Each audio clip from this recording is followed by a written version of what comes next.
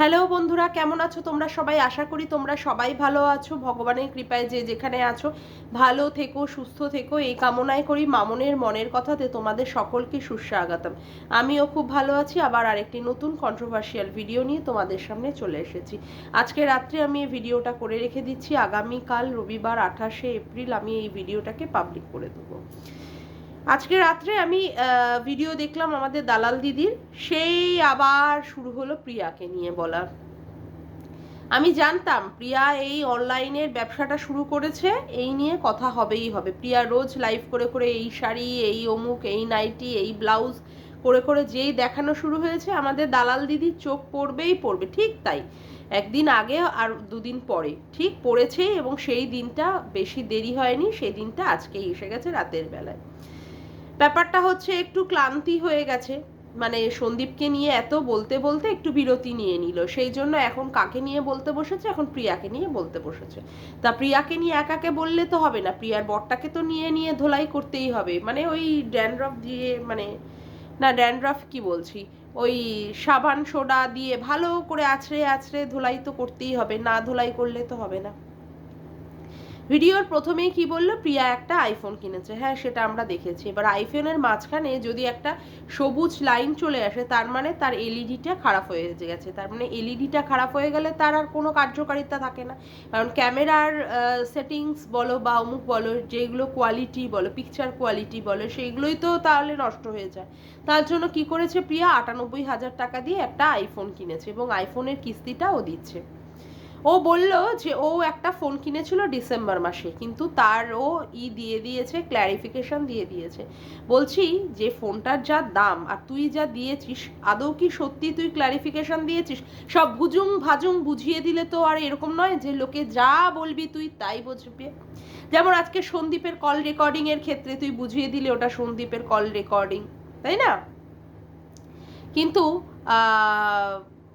মানে এআই এর ক্ষেত্রে, ঠিক আছে, এআই অ্যাপের মাধ্যমে এখন কিন্তু অনেক সময় অনেক কিছুই কল রেকর্ডিং কিন্তু বদলে দেওয়া যায়, ঠিক আছে?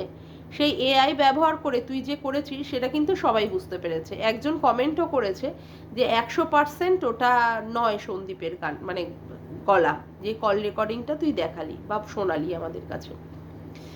এখন কথা হচ্ছে, তুই তোর ফোনের ক্ষেত্রে এইরকম ভুজুং ভাজুং দিয়ে বোঝাবি, তাহলে সবাই বুঝে যাবে, তাই তো? যে তুই যা বলবি সেটাই সব ঠিক, তার বাইরে আর কোনো কিছু নেই।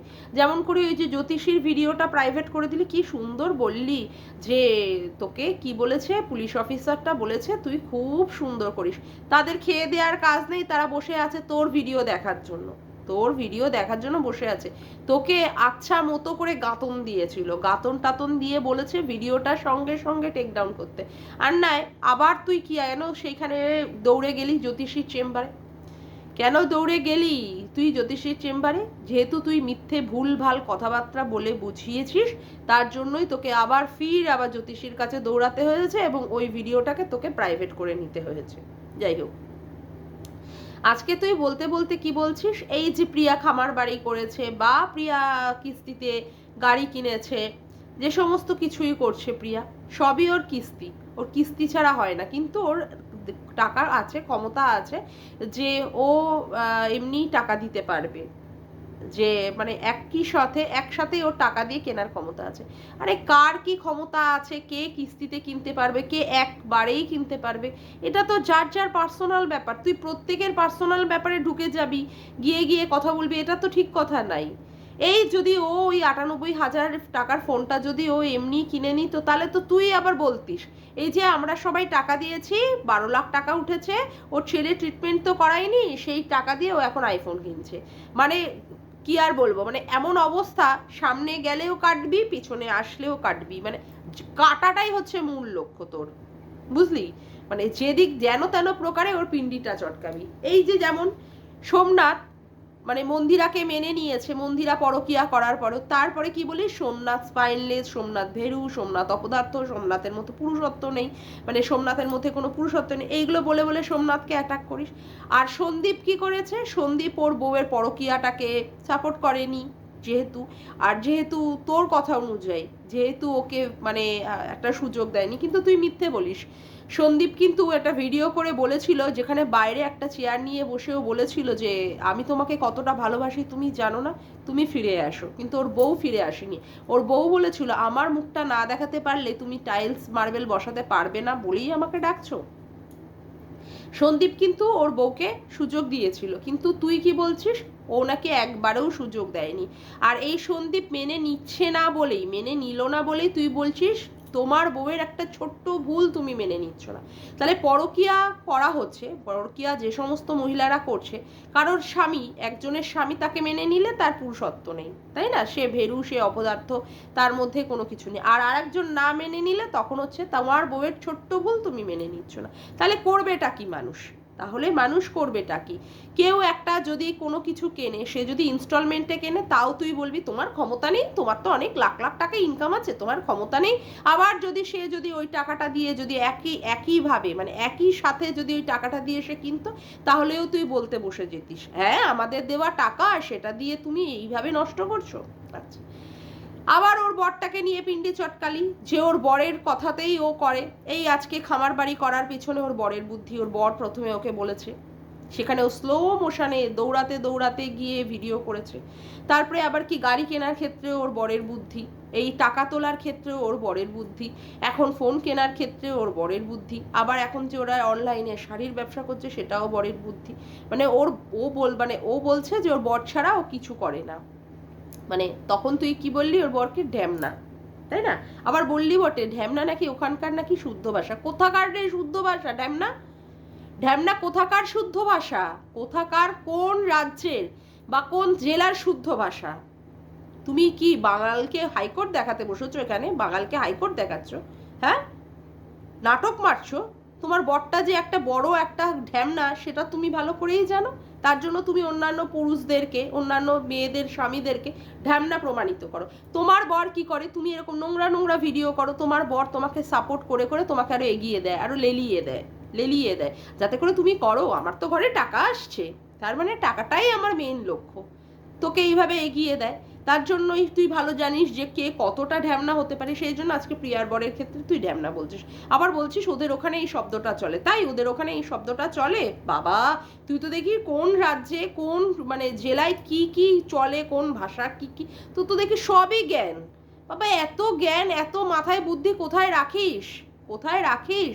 তুই এই জায়গায় কি করছিস? তোর তো কোনো অ্যাডমিনিস্ট্রেটিভ ডিপার্টমেন্টে বা কোনো রকমের সেই রকমভাবে কোনো ফাইন্যান্সের ক্ষেত্রে মানে এত বুদ্ধি দিয়ে যে কাজ করে এরকম জায়গায় থাকা উচিত। ইউটিউবের মতো ছোট্ট জায়গা কি তোর জন্য নাকি?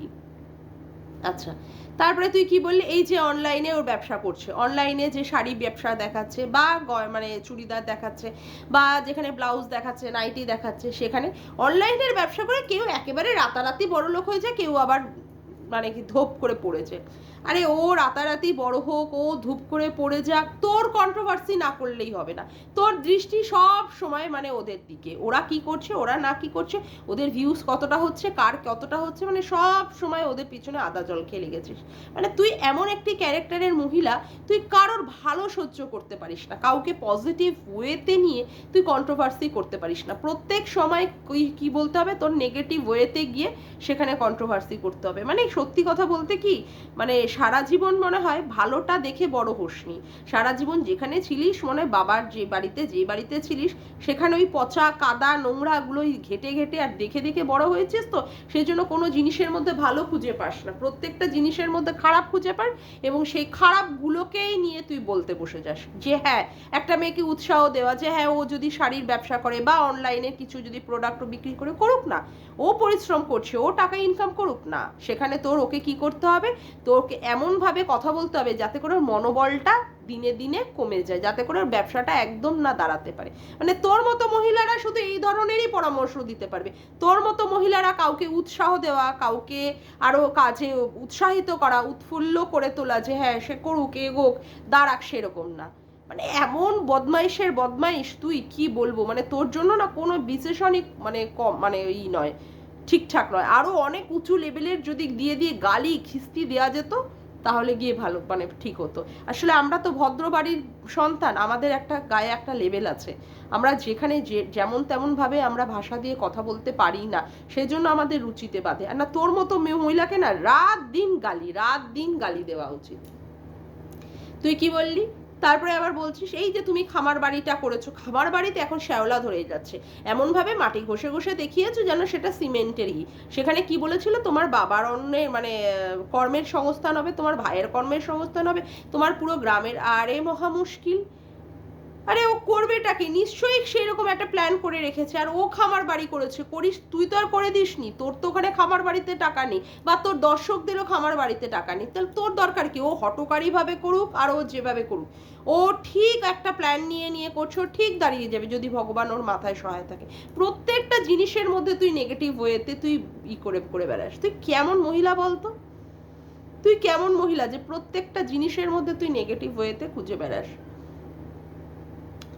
আবার ও বলেছে ওর বরের মানে ওর ছেলের ক্ষেত্রে যে ওর ছেলের ট্রিটমেন্টে খুব ভালো রকমের একটা উন্নতি হয়েছে 1 মাসের মধ্যে। তুই সেখানেও একটা নোংরা কমেন্ট করে বললি যে এই তোমার ছেলে রাতারাতি ভালো হয়ে গেল, লে হালুয়া। মানে প্রত্যেকটা বিষয় নেগেটিভ ওয়েতে চিন্তাধারা, প্রত্যেকটা বিষয়। 5 লাখ টাকা যেটা আছে তোমাদের কাছে, তবে এই রকম ভাবে দেখাচ্ছিস 5 লাখ টাকা আছে, সেই দিয়ে শাড়ির ব্যবসা করেছো, এসব লোন মোল তুলেছো, সেখানে সুদের দরকার নেই। তা সুদটা কি তুই দিচ্ছিস? সুদটা কি তুই দিচ্ছিস না তোর ঘর থেকে যাচ্ছে, কোনটা? আর আমরা জানি তোর অনেক টাকা আছে, তুই ওই যে বলিস না তোর টাকা নেই দর্শকদের কাছে কাঁদতে বসিস না, একা কান্না, যাতে করে তোকে লোকে হেল্প করে। আমরা জানি তোর কাছে অনেক টাকা আছে, কিন্তু তুই কি বলতো, তুই হচ্ছিস পিঁপড়ের পোত টিপে খাওয়া মহিলা, একদম পিঁপড়ের পোত টিপে টিপে টিপে টিপে খাস তুই। তার জন্য তুই লোককে দেখাতে চাস না, কোন সময় অন্য সময় তুই ব্যবহার করবি, অমুক করবি না করবি এইভাবে রাখিস। তোর মতো এত কিপটে মহিলা যে টাকা বের করবে সেটা আমরা ভালো করেই জানি, ভালোভাবেই জানি। আবার মনে হয় কেস খাওয়ার ইচ্ছা হচ্ছে না, বারংবার সন্দীপ থেকে প্রিয়া থেকে কাউকে ছাড়ছিস না। অলরেডি তো 2টো কেস খেয়ে নিয়েছিস। ভাব, একটা বাড়ির একটা মানে মাস্টারের ছেলের বউ হয়ে তুই অলরেডি 2টো কেস খেয়ে ফেলেছিস। 2টো নোটিশ তোর বাড়িতে এসে উপস্থিত হয়েছে। সন্দীপেরটাও এসেছিল, কিন্তু সন্দীপেরটা তুই নিসনি, তুই তখন দেখিয়েছিস যে তুই তখন দিল্লিতে ছিলিস, ভালো কথা।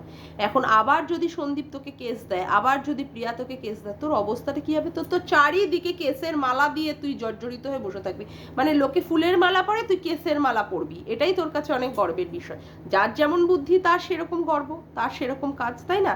নাহলে তুই এই লেভেলে গিয়ে ভিডিও বানাতে পারিস? কে হটকারি করছে, কে কি করছে না করছে, সব কিছুতেই তো দেখতে হবে। ওরা এখন ঘর বানাচ্ছে, যেই ঘর দেখি মানে করে ওরা সেখানে ব্যবসা করবে, তো সেখানেও বলতে হচ্ছে তোমার এখন ভিউজ আছে, তোমার আছে বলে তাই তোমার ব্যবসাটা এরকম হচ্ছে। যখন তোমার ভিউজ থাকবে না, মানে কারোর কোনো ভালো তুই সহ্যই করতে পারিস না।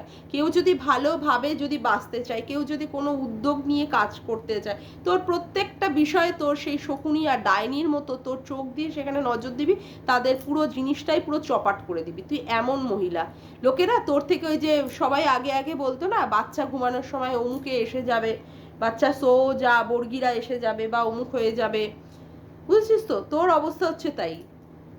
মানে তুই এমন মহিলা, সবাই চায় কি তোর নজর যাতে তাদের দিকে না পড়ে। বলছি এত তো তুই কন্ট্রোভার্সি করিস, একটু ইনসাইড আউটকে নিয়ে কন্ট্রোভার্সি করে দেখাতো, একটু ইনসাইড আউটকে নিয়েও কন্ট্রোভার্সি কর।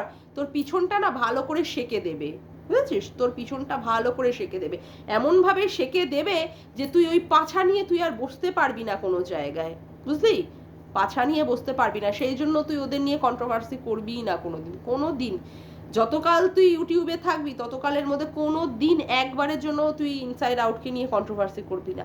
দেখ ওখানে কিন্তু নেগেটিভ কমেন্টে ভরে যাচ্ছে প্রত্যেক দিন। ওরা ভিডিও নামানোর সাথে সাথে ওরা এমন জায়গায় পায় না যেখানে একটা পজিটিভ কমেন্ট ওরা লাভ রিয়াক্ট দেবে, কিন্তু তাদেরকে কিন্তু তুই বলতে পারবি না। প্রিয়ার এখানে নেগেটিভ কমেন্টে ভরে যাচ্ছে, তুই সেখানে। আসলে কি বলতো, নরম মাটিতে না আঁকড়াতে ভীষণ সুবিধা হয়, বেশ কামড়াতে আছড়াতে বেশ ওখান থেকে মাংস তুলতে সুবিধা হয়। যা না ইনসাইড আউটের ওখানে যা, নেগেটিভ কমেন্টে ভরে যাচ্ছে, তুই দেখতে পারবি, কিন্তু তোর বলার ক্ষমতা হবে না। তোর পুরো পিছন ওরা একদম পুরো এমনভাবে সেঁকে দেবে যে তুই দাঁড়াতেই পারবি না, তুই ওই নিয়ে পরের দিন মানে পটিতে বসতেই পারবি না, তোর এমন অবস্থা করে দেবে, বুঝেছিস? তুই এমন শয়তান আর এমন জাত বজ্জাত মহিলা, যেখানে দেখবি নরম মাটি, যেমন ওই এমএসএলদের ক্ষেত্রে, ওখানে উজ্জ্বল, কণিকা, ওরা যথেষ্ট নরম মনের মানুষ, নরম ধরনের, এবং উজ্জ্বল তো স্বাভাবিকভাবে চলতে ফিরতেই পারে না, সেইখানে নিয়ে তুই কন্ট্রোভার্সি করেছিস। এমএস ফ্যামিলির ক্ষেত্রে সেখানে সোমনাথ মন্দিরারাও অতটাও শক্ত সবল নয়, অতটাও টাইট ধরনের নয় ওদের। আবার সন্দীপ একটা গ্রামের ছেলে, মানে চাষি ঘরের ছেলে, চাষবাস করছে, অমুক করছে, সেখানে তারা কতটা ফেরোসিয়াস হবে, তুই সেখানে গিয়ে ওকে নিয়ে কন্ট্রোভার্সি করবি, তাই না? কিন্তু তুই ইনসাইড আউটকে নিয়ে কর না, একদিন দেখি তোর ক্ষমতা যে ইনসাইড আউটকে নিয়ে করেছিস, তোর পুরো পিছনটা তোর একদম ভালো করে শিখে দেবে। বারে বারেই বলছি, করে দেখা যে তোর ক্ষমতা আছে। তোর তো নাকি অনেক ক্রিয়েটিভিটি রয়েছে, তোর কন্টেন্টের অভাব হয় না। আমি তো তোকে কন্টেন্ট দিয়ে দিচ্ছি, তুই কর, তাহলে বুঝবো যে তোর দম কতটা আছে, তাহলে আমি বুঝবো তোর দম কতটা আছে, তাহলেই সেদিন বুঝতে পারবো।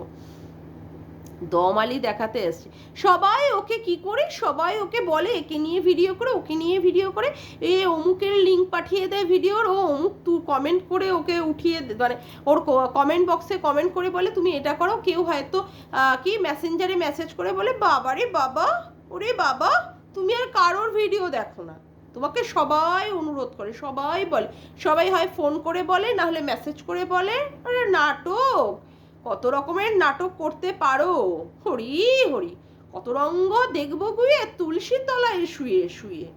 আর মানে রঙ্গ আর দেখতে আর মানে শেষ হচ্ছে না, রঙ্গ দেখেই যাচ্ছি তোমার, বদমাস মহিলা কোথাকারে। যাকে আজকের মতো ভিডিওটা আমি এখানেই শেষ করলাম। আমার ভিডিওটা যদি তোমাদের ভালো লেগে থাকে তবে অবশ্যই একটি লাইক করো, কমেন্ট করো, শেয়ার করো, আর চ্যানেলটিকে বেশি বেশি করে সাবস্ক্রাইব করে রেখো, আর অল নোটিফিকেশান বেলটিকে অন করে রেখো এরকম নতুন নতুন ভিডিও পাওয়ার জন্য। তবে আজকের মতো আসি বন্ধুরা, আবার দেখা হচ্ছে একটি নতুন ভিডিওর সাথে। Bye, tata.